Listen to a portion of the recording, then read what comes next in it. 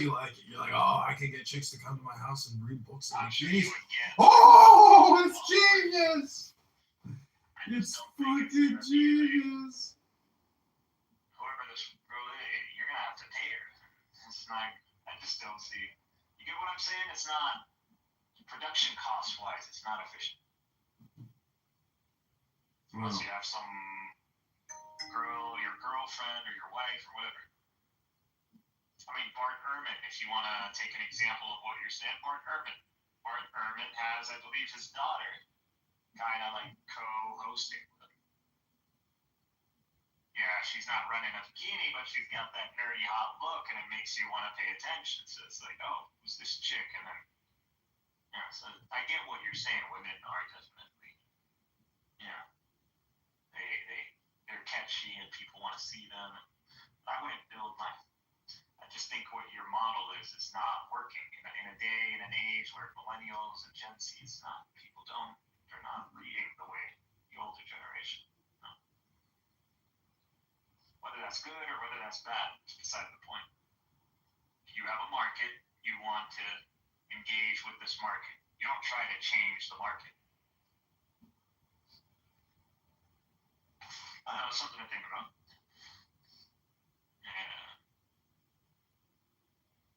I don't think there's anything topic-wise that we have.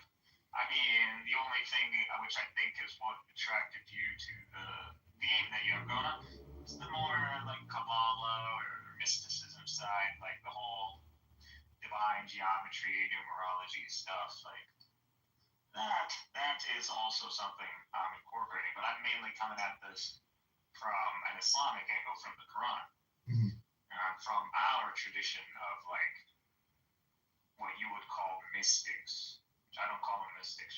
Just call them. Well, I've read a lot of Rumi, and the feeling you get when you read Rumi and the wisdom of it, it's unparalleled. So I would say that. Where do you think he gets it from? He's an explorer, and he's a poet, and he's a publisher. Is after Al-Arabi. Al-Arabi is the one who influences the Persian and Turkic world, and they start adopting this. So it's like, I wouldn't say it's our version of Kabbalah, but in a way it is, because he's the one. A lot of what you see in Kabbalah is just simply Islamic kalam, or Neoplatonic, or I don't like to use Neoplatonic, Aristotelian Platonic fusion with Islamic thought. So in that sense. Yeah, so and when this gets mapped out with the Quranic language, which is what Al-Arabi did, it starts sounding extremely poetic and extremely spiritual. So, and that's what influenced them. It's Al-Arabi, actually, or what you would call Ibn al-Arabi. أنا بعرف شوي عربي حبيبي. Yeah, his name is Al-Arabi, Ibn al-Arabi. You know, yeah. Well, he's really popular. If you just type in Ibn Arabi, you're gonna get him, and he's practically the crux in where Kabbalism and a lot of like the Akbarian tradition is based on. So, well, that's all great and dandy, but I mean, I like reading books.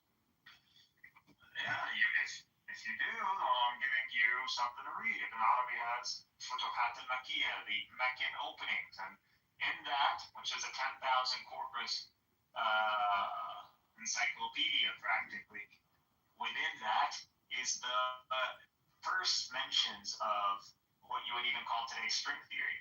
Yeah. So he talks about the string and the dot and it's him. He's the first one. All of this is in his stuff. He's the one. All that Rumi lingo. He's the one who does all that. He's your guy. They all take from him. If you're interested, since you're all into Kabbalah. I'm not just into Kabbalah. I'm into all kinds of different. I'm into every esoteric associated, to major religion. But what I've noticed is the symbols are so universal. It's just it's in everything. Yeah, it's just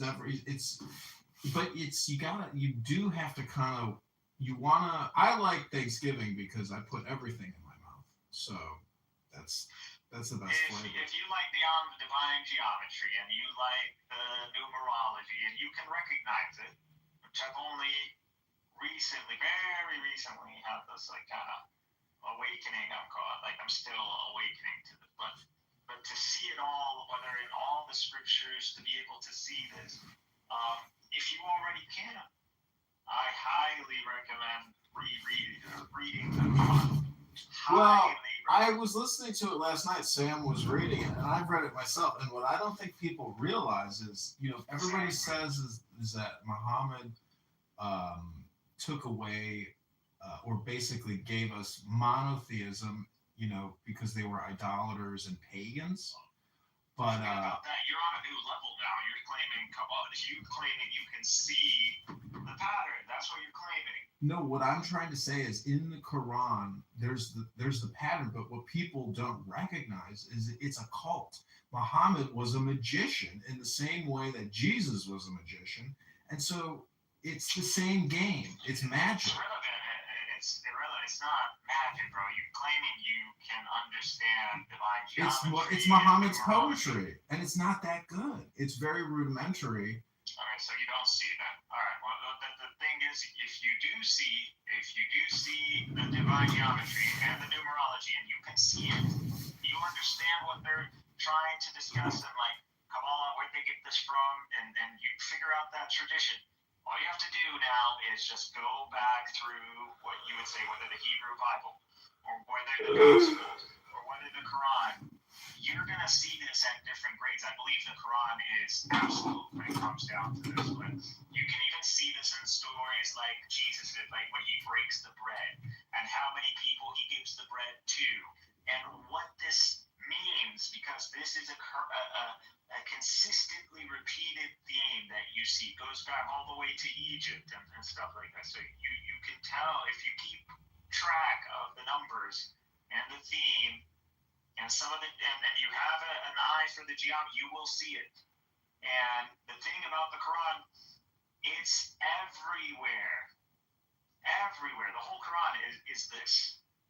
It's all the whole thing. You will see it everywhere. That's why the Quran is able to give us this, the only religion that's able to give you a science, a mathematical science. There's no other religion that can do this for you. Produce it right off just by you understanding the Quran. Once you see the numbers and the pattern, immediately you can get a mathematical science. You can get algebra. You can, not just algebra, you can even get calculus from the Quran. It's there. It just doesn't describe it in the terms that you would say scientific, academic, but it is described. Absolutely, the very methods of how to eliminate a remainder, like double derivatives. You can find that. You can find algebra. That's why Muslims developed algebra and algorithms. It's because it's already there. That's the thing people need to tell you. It's already there. So at this point, how did Muhammad know this? There's no way he could have been able to comprehend algebra on his own. If he did, then you're talking about a genius of his time. You're talking about a genius that humanity will never see again. Well, genius. One of the purposes of studying all this stuff is to create the genius effect within you. And essentially, I don't know. It's like gigahertz, megahertz. You're a computer system, and this information, because all these stupid atheists don't realize that God is some type of intelligence, a transcendent super intelligence, and so what you're really trying to do is merge with a super intelligence and thus become super intelligent. Well, I believe a lot of the religion also within it is the capsule. So you could think if you like that book that talks about how to restart civilization, which kind of, I don't know if you've seen it, but it's kind of gone viral. This whole buy it and kind of supposed and literally if civilization got reset tomorrow, you would know how to rebuild civilization at least. The same thing. I believe these revelations contain within this information capsule, this fundamental stuff, in a way that can like be memorized and it's catchy in a way that can be transported through time via memory. And the Egyptians didn't rely just on.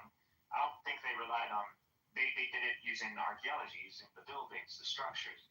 So they made structures that can fight against the withering of time, in that sense. Well, Which I think, books are a continuity of consciousness, and so if you read a book and you have understanding of it, you are literally taking in that deceased person's consciousness. yeah, I won't agree. It's a memory. Sure. Yeah, it's an external hard drive, and so people who think they want to live forever, you should probably just write a book. That is one of our advices. One of the three things that you can do to continue your memory in the world is either you have children and you raise them right to remember your name, or knowledge you leave behind, like a book, science, whatever, some achievement, and a charity. You would leave behind like a lot of money, and you have a charity, and this will continue your name after. These are the three ways that you would. This is what you're encouraged to leave behind in the world. At least one of these three. Hmm. Well, I'm messaging all these girls on Hinge right now.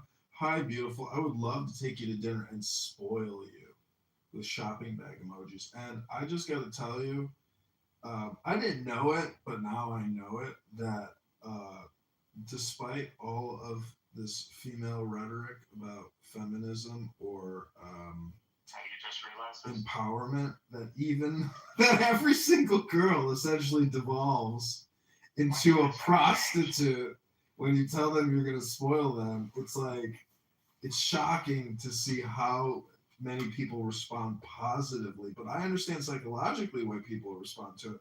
But from like an ethical, moral virtue, you just see the lack of any kind of virtue or integrity in people or in these women that I'm messaging as an experiment. Because when I say spoil you, even though I may use a bag, shopping bag emojis, I just want to spoil you with love, not my checking account. Yeah, she doesn't want women don't not just they're not looking. Love is a bullshit term, anyways. You should know love is developed over time as you build a relationship of respect and care. Not something that Cinderella story. You just like kind of meet eyes and then butterflies and then there's love. No, there's no such thing. Women want to be taken care of. There's traditional roles, and they're looking for a man that can fulfill this, regardless. Obviously there's a benchmark. Everybody has like what they're willing to settle with or not, and that same thing for women. They're willing to settle with you. Not everybody, even if you have money, but money definitely increases your chances, no doubt about it. You could be a handsome guy, you got no money. I promise you, you're not really gonna get that many women. And if you do, it's only gonna be up to like a few dates, and then they're gonna realize, and then you're just gonna bounce. That's just women in general. They want to be taken care of. Men are providers. These are traditional roles. If a man can't provide, he has no business pursuing a woman. That's how I see it. And you understand that, they understand it, whether they're conscious of it or not. Well, I mean, love is supposedly, the secret name of God. So, Well, when did you become Christian? I mean, it's a four-letter word. So the secret name is. Hey, Bobby, you think means love? No, I'm saying that the four-letter word, the number four, is, God is not three letters. It's God is four letters. So love is just like an overlay on the secret. Don't listen to the Jews that came back from Babylon. They don't know. Don't listen to the Babylonian Jews. Yeah, because a lot of the corpus that you see is written by the ones who came back from Babylon. And we don't even know if these are the actual people who got exiled or not, because they say 80 years. I don't necessarily. I'm not seeing 80 years here. I don't think. YHVH or Yad Vave, it's a meditation for relaxation. It's the same thing as Rabbono Shalom. It's a mantra. That's all it is. It's just to calm your mind down because God lives in your silent space, in the silence. So it's all a psychological manipulation. It means La ilaha illahu. That's all it is. It's the same thing. Yeah, the same thing, different. Means something. We say there is no God but He. I get it, but the whole point is you have to chant. You have to chant these memes essentially, these metas, in order to communicate with the super meta. Yeah. Just like how we do peace be upon him, and then we say BPUH, peace be upon him. Is the same thing. It's literally the same thing. It's Eliyahu. It's who is he? Who he? I get it, but this app and all your activity on it has not created peace for yourself or for other people because it's conversational hypnosis, not sacred chanting. Well, you should be if you want to connect with the source of intelligence. Well, peace is. I get it, but part of the strategy of victory deals with war and peace. So I mean, I'm just telling you that. How are you gonna? If you had the chances right now, if you had the power, the opportunity to bring about global peace, you're the emperor of the world now. Mm-hmm. How would you do it without war? I would just go within. There's no other way to truly do it. Is go within, which is really within yourself. Yeah, people have different traditions to go within themselves, and they that's fine. They already have this. I get it, but I'm just telling you that I like to put everything in my mouth, not just one tradition. And so people who choose only one tradition, they may be missing out on the cornucopia of flavors that are out there. And when you have other flavors to compare and contrast, it deepens the meaning and understanding of all of them. So, if you're going to declare yourself a Muslim and ignore other faiths and their sacred texts, like, let's say, Buddhism or Hinduism. Buddhism is a philosophy, not necessarily a theistic religion. Well, Jewish philosophy, Muslim, Islamic philosophy, they are all philosophies. Hinduism is a pantheon, no different than Roman pantheon. It's not. It's a philosophy. You should read the Upanishads. It's a philosophy. Yeah, read the Vedas too. It's philosophy, but it's sacred chanting. But they are not necessarily on the same page. If you go and look at the Vedas, for example, there's no concept of reincarnation. There's a strong monotheistic sense, and not only that, some of the descriptions. It's sacred chanting to the deity. It's just meditation. That's all I'm saying. I don't care. No, it's not. It's information. It's information to relax. It's content that should bring you contentment. That's the whole point. You don't get it. It's pointless. If you just read, if you're looking into Kabbalah just for the sake of spiritualism, then you'll never find it. What Kabbalah, what this Sufism, what this Platonism is all about, it's about gnosis. You cannot obtain this through spiritual practice. You need intellect. You need information. You need knowledge. It's the only way. This stuff is gnosis. This is not spiritual yoga nonsense. Yoga is gnosis. No, that's what the word means. Yoga means yoke or egg. How can you obtain knowledge without learning? You can't. I mean, but actually, in the end, you can, in a way, let it go. But it's just content, and you're not going to want to let it go because it's like watching your favorite TV show. No, you want to develop things properly. You need to have metaphysics. You need to look into physics. I get it, but look at the word metaphysics. The word meta in front of the physics implies that the word, in the Bible, the word became flesh. So again, we are talking about words to induce a Gnostic state. I'm not sure if the word became, I don't even want to go there. But I agree, it's talking about logos and the notion of logos and knowledge and intellect. And obviously, the easiest way to do it is through music. And it's the most enjoyable way to do it. That's not the way of the Kabbalists Buddhist or the Platonist or the Sufis. It's It's all music. Your gnosis is an body, intellectual your pursuit. body is a musical instrument, and recitation of these sacred texts is essentially music, because what you're doing when you're creating music is you're putting yourself into a deep hypnotic flow state, and you're no longer actually performing the music with any type of conscious awareness. Your body goes into like a How fully many automated instruments state. are there? How many intellects are there? There's 10. You could say it's 10, not 11, 10, not 9. But, you know, I'm not doing Kabbalistic magic ceremonies to You think this is magic? Kabbalah. Yeah. Yeah, they're trying to essentially command spirits and angels to do their bidding and become That's what they subservient. want you to think. What they're trying to find is, you'd say, the key or the description of reality, how reality actually works. What they want is the way Solomon commanded the earth at the time. So what they're looking for is whenever, if what happened with Solomon is true, and this actually happened, this means that the laws of physics do allow this. The world does allow the things. It means that we lack technology, we lack an understanding of reality that allows us to do these things. And they're trying to find it. They're rebuilding it. And when you hear angels and you hear, this is a mask for something else. And if you want to look at what today, the pure, like, stripped down of all that spirit, it's called string theory. Yeah. That's what it's called. So, and what do they do with string theory?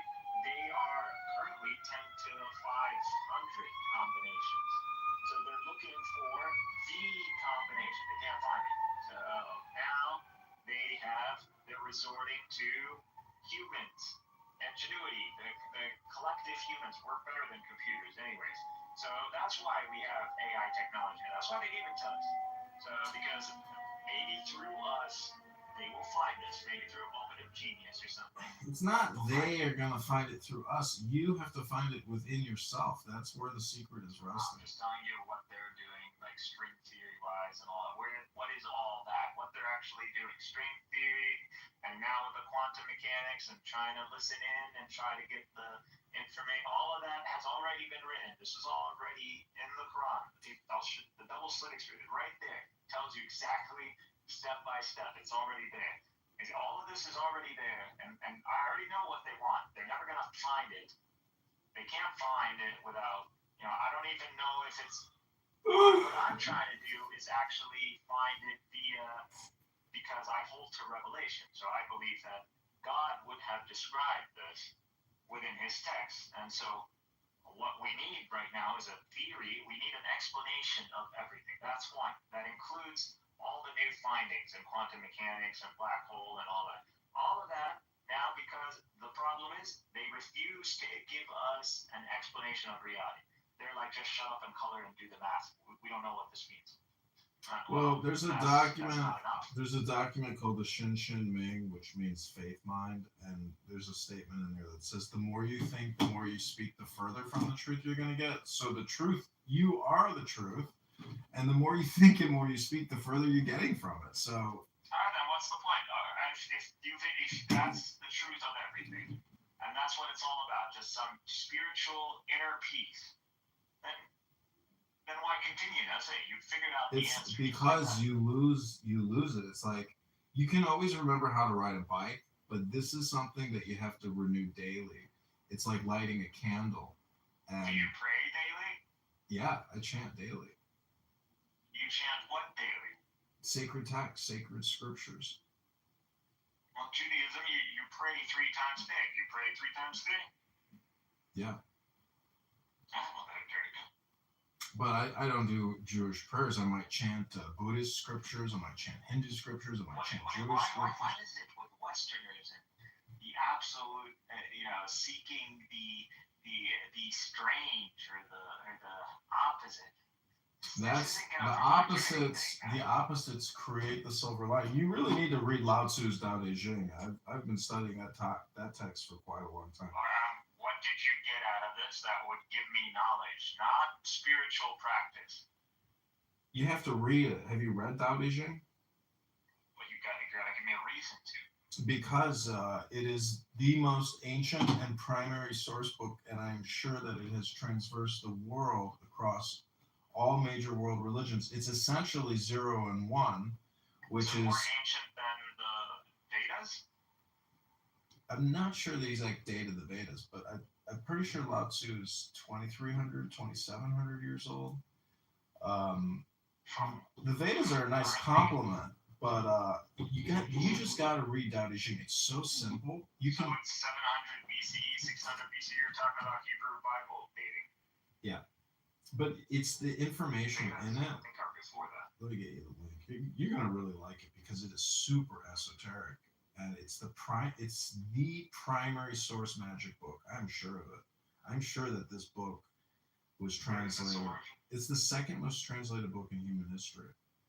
What is it called again? Tao Te Ching, which Tao is the great way, and then the word Dat or in Ching, Dat is I've yeah, I'll pin the link for Tao it. Te Ching. It's a classic of the way and its virtues.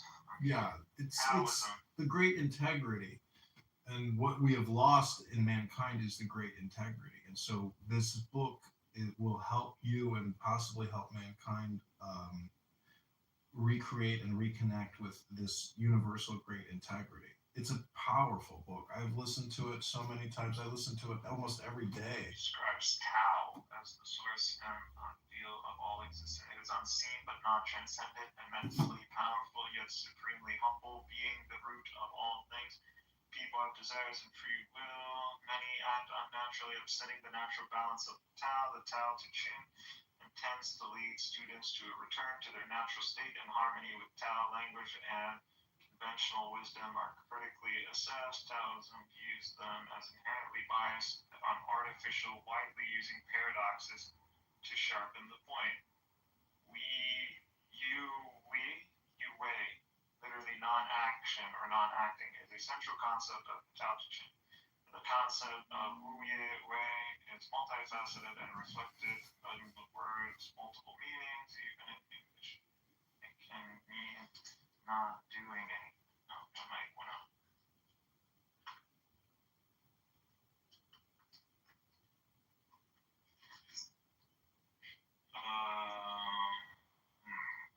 Okay. Zeron explains Zeron or harmony. The concept is used to explain Zeron. Both concepts of value distinctions are ideological and seeing ambition of all sorts has originated from the same source. I mean, let me ask you a question. What do you think the purpose of meditation is? Just remove distractions. Focus on whatever you need to be focusing on. Mm-hmm. Whatever your focus is, that's what it is. It's a concentration. Remove all the distractions. It's a concentration, and one way to meditate is by reading a book, because it takes focused concentration to read a book. And if you read it slowly and chant it, it can induce a Gnostic state. You have to. It's not the case with every book. Not every book, but a lot of books, a lot of good spiritual, sacred texts. I mean, there are books that do have like a balance or a rhythmic balance or a harmonic balance or a harmonic pattern. Absolutely. Say the Vedas, the Quran definitely has this. Yeah, look at how they recite the Quran, the way they do it, because that induces hypnosis. If you look at the Hebrew Bible, some of the segments, which I've been kind of mapping out, it has that balance, has that what you would describe like a stanza balance. I don't want to call it poetry, but you'd say poetry. The stanza balance, that stuff in the Hebrew Bible, it's present. Not everywhere, but there are segments in it that do. I'm mapping that out. Now that would be closer to what the original Hebrew Bible, or whatever was revealed to Moses. Obviously, this is not the version that was revealed to Moses. This is the post-Babylonian format, the 5 books. Okay, let me ask you another question. What is the difference between hypnosis and gnosis? Gnosis is the pursuit of knowledge, obviously, but the hypnosis, this is you under the influence of something you might not be even aware of. Right? Well, all communication is considered hypnosis, and gnosis is like knowing. Uh, no, it is a merging of the superconsciousness with your consciousness. It's just micro and macro, but it's So all how through are you the going to word. align with this, with the ultimate mind? How are you going to align with that, or the ultimate cosmic order? How are you going to align with it? You can do it through chanting, through music. No, no, no. The chanting that, that is to get you in this concentration kind of mode. I Yeah, know, this, but when this you're doing isolation. it, I don't know. All I can say to you is create audiobooks, and that's the fastest, quickest, and best way to induce gnosis. That's fine. I already have the Quran. Yeah, well then chant It's the good. Quran if that's your favorite I do thing to chant, chant. but I don't. It's not about. It's recitation. That's what we call it. We don't necessarily say chant. We Got say it. recitation. And the Quran is meant to be recited, and so recitation, repetition, and so the repetition. What are you reading? What are you repeating over and over again? You're repeating this harmonic pattern, this balance, and Hmm. subconsciously you are kind of setting the grounds to recognize patterns. That's what the human brain does extremely efficiently in the most excellent kind of way is that we look at reality and we see patterns. Now, this has been stifled in a lot of people. Why? Because the knowledge is either they're not receiving it properly, like the K to 12 or whatever the education system is, and they're not receiving it properly, or they're not receiving it at all. So those are the problems. So the only way for you to get gnosis, the gnosis is to be triggered by the recitation. The recitation is to layer up your subconscious to the point where your consciousness can now float and see the light. So it can see it. So the reason these scriptures have that recitation mode is to rebuild that in you subconsciously. So over time, as you're repeating, Mm. you will now start seeing the pattern, which is the numbers, the geometry. Then you're going to sit there and ask questions. Oh, when I see this, I see some sort of algorithm. You start rebuilding the knowledge. All of a sudden, the knowledge is floating back. So that's what this is. So that's what it is. And the gnosis is to see it. And then you start pursuing that. That would be you being like a mystic in a way. Yeah. Well, Just what do you know? What the point? science Do you know what plus. the point is? Do you know why people do all this? Weird behavior and activity. Why they pursued knowledge? Yeah. We want to be enlightened. Right. And why do people want enlightenment? Because I don't want to be a puppet. It's more than that. It's actually it's part of game theory, and part of game theory is having fun. If you're not having fun doing what you're doing, well, what's the point? That's Oh, called I agree. misery. It's fun. It's definitely fun because it's like Da Vinci Code stuff. But if you can't see it yet, you're still thinking, I just need to like put my mind at ease or my heart at ease, and I need to like just drown the noise. That's not. That's not. You're not. Information. You're not gonna get an angel to bestow knowledge upon you. That's not what's gonna happen. So it's not Yeah, but enough. what if you're the angel bestowing the knowledge on yourself? Well, until you could show me someone who sat in a room and then like developed like calculus from the ground up, then we'll talk. Well, you keep going back to mathematics, and Because it's all math, bro. You're talking about Kabbalah. You're like, I don't know, you've been like showing indication that you're obsessed with this stuff. I'm not obsessed with Kabbalah, man. I go from that to this to this to that. I'm not obsessed with any one category of content. I think Kabbalah would be your most extracted. All that knowledge would have been extracted, and that's the whole point of Kabbalah is to like kind of give you a version of this knowledge, this extraction in a way, in a terminology that is, associated with Judaism. That's all Well, this is. Where did they get this from? they got this from Andalusia. They got this because there was a lot of Jews in Andalusia, and they were engaging in Kalam during the period of Kalam and Islamic philosophy. Got it. So this is all Islamic philosophy gone into Europe. Maimonides, because because the way he described things, it was very. Wait, why do you say that Kabbalah is Islamic philosophy? I don't understand that. I'm explaining it to you. So, aren't you explaining it though from your perspective as a Muslim? No, you could look this up. What happened is that you had Maimonides. Maimonides, where was he? He was in the Muslim world during what? The Kalam period. You would say the Islamic philosophy, the science, the golden age, whatever you want to call it. During that period, he adopted a lot of the Aristotelian Platonic fusion that the Muslims created. And this fusion, he took it, he translated it in terms that would align with the Jewish belief, or Jewish terminology, or Hebrew terminology, whatever. This crawled its way to Europe, Andalusia, and southern France. The reaction was hostile. They didn't like it. They burned his text. Why did they do this? Because it was dry. It did not have spiritualism in it. So they didn't like it. They felt like this was pretty much making God like the world or a system or like a computer or something. It was just more science than it was any spiritualism. So they didn't like that. There was a hostile rejection. Out of this, to reconcile Maimonides with mainly European Jewish thought, they spiritualized. That's your Kabbalah. The spiritualization of Maimonides and Islamic, Platonic, or Aristotelian Platonic thought.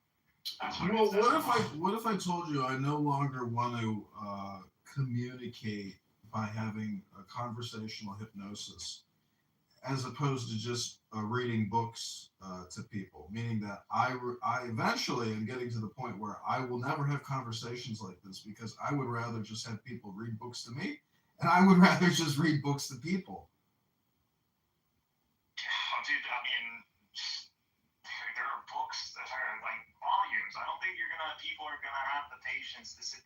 If people are gonna have the patience to listen, or for you to even listen to them, it needs to give you value. You're going to have to be pitched on a reason on why to sit there to listen to this guy for hours reading to you a book.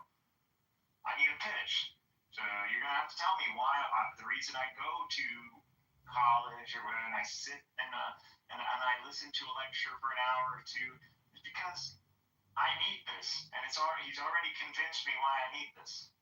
I need to learn this specific thing. Okay, so that's why I'm sitting here. I'm not sitting here so I can learn, so I can be given a reason to sit here. I'm not going to do that. No one's going to do that. I don't know, dude. I'm in a book club.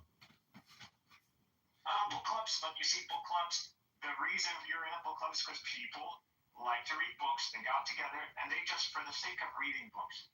That's fine. There's nothing wrong with that.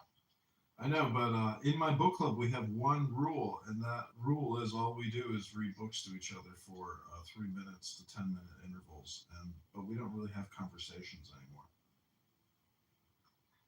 Yeah, but I mean, book clubs usually, whether you want to have a conversation or not, I guess depends on them. I mean, I don't think they want to hear about religion, especially in America. They don't want to hear about religion and all that. It's kind of like taboo, so it's like, everybody will just read and keep it neutral and everybody go on home.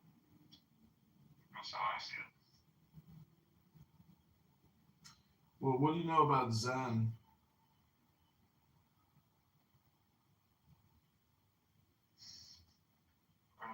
Where? Like the philosophy of Zen. I don't know much. You don't know anything about it? I mean, Zen, I understand, like balance, peace, like kind of Zen, balance. I would say it's more about mindfulness or your state of mind, meaning that if you're a compulsive thinker, you're very far away from Zen. So Zen is a state of no thought, no sound, no words. it's like going clear. You might say, like the cliche term from Scientology, going A clear. state of calm, serene peacefulness. Zen, yeah, Buddhism. Okay, yeah. But Practice seated meditation, what I think focused the awareness Kabbalah, on the present moment. yeah, what I think the Kabbalists are doing when they banish the Qliphoth from the shells, or they working with the Sephiroth, what they're really trying to do is get into a Zen state, which is like the 10th Sephiroth, the hidden garden valley of delight.